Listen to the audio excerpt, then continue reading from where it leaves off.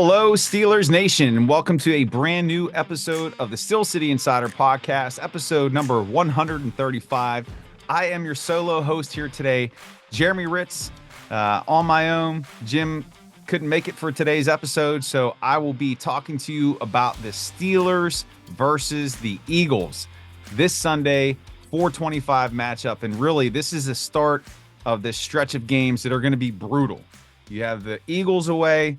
The following week, you have the Ravens away, you have the Chiefs at home, and then you finish up with the Bengals at home. And it all starts on Sunday to see what this team is really made of, if they can compete with one of the best teams in the NFC, one of the best teams in the NFL. We're going to talk about that and more in episode number 135. So, Philadelphia Eagles.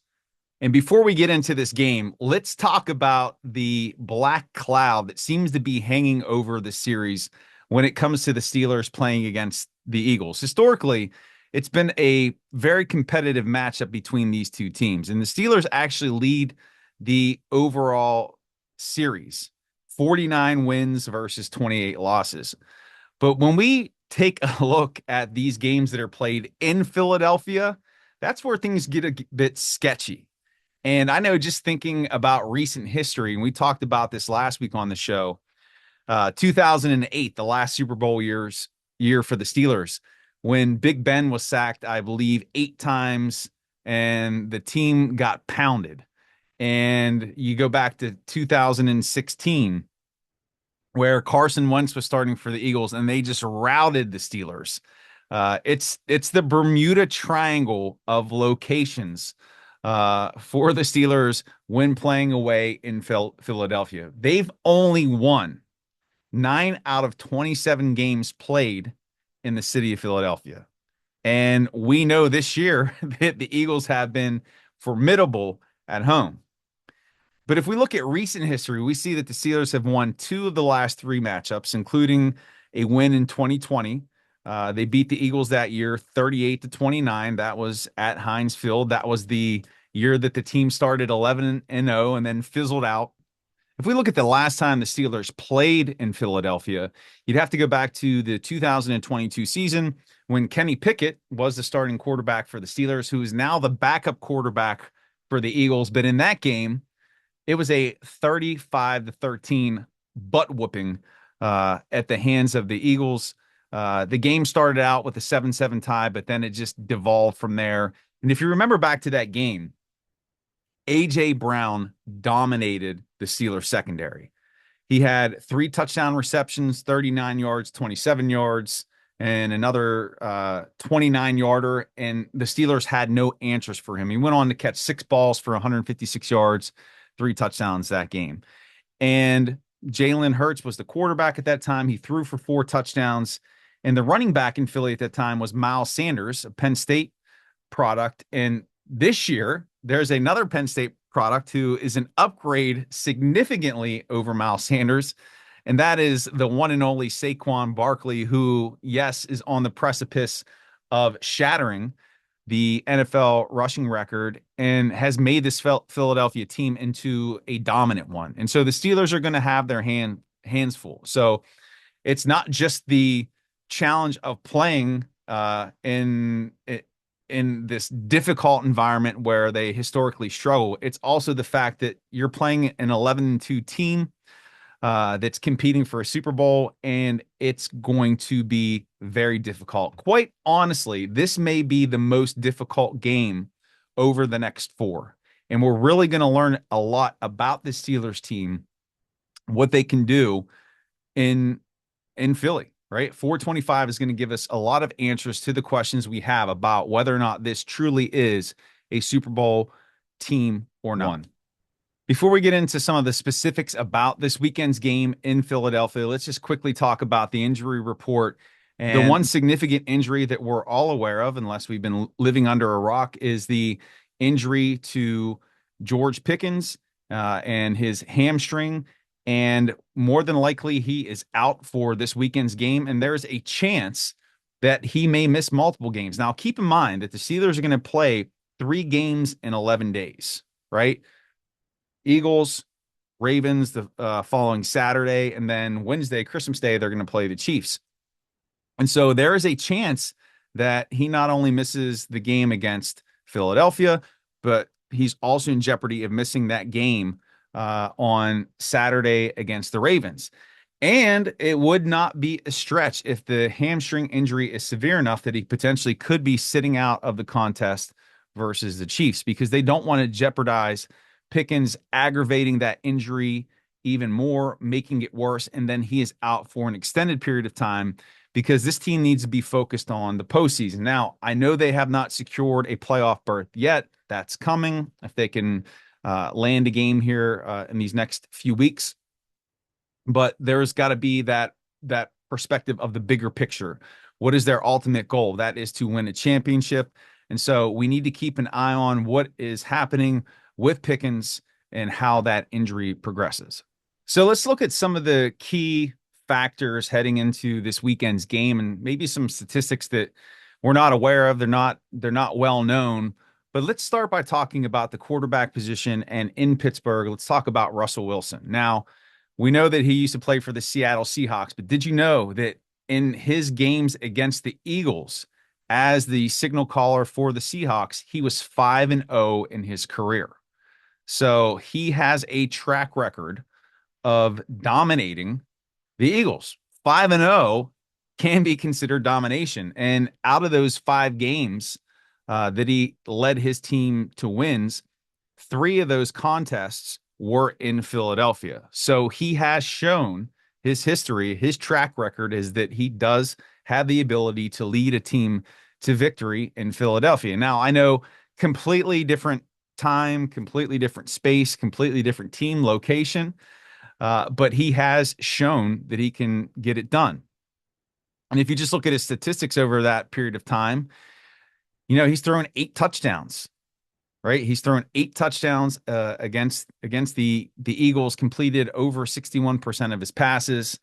And so that confidence, knowing that he's able to perform in Philadelphia, hopefully rubs off on the Steelers team and can eliminate some of that bad juju that seems to hang around whenever they head into Philadelphia. So that's one thing that we need to keep an eye on and see how Wilson performs in Philadelphia. But really, the main focus in this contest is going to be who's going to win the running game. And we've already talked about Saquon Barkley. The Eagles have the #1 rushing offense, but the Steelers have been solid against the run, only allowing 5 teams to rush for more than 100 yards in a single game. Now, if you look at Barkley and what he's been able to do, he's put 9 100-yard games up himself. So it's going to be a battle of a formidable defensive linebackers versus a stud running back in Barkley. So who's going to win that battle? And then on the flip side, the Steelers' rushing attack is not horrible. It's not bad. It's decent, right? They have shown at times they've been able to get it done with Najee Harris. Jim would disagree with me if he were on the cast here today. Jaylen Warren has contributed, and they've really made a productive group who's been able to churn yards and help this team be in a position to win ball games. And so we're going to see how the Steelers running game matches up against that defensive line in Philly, because they are physical too. They are going to bring it. And really, this game could be decided in the trenches, because you have 2 teams who both have a penchant for running the football. Obviously, Philly does it better.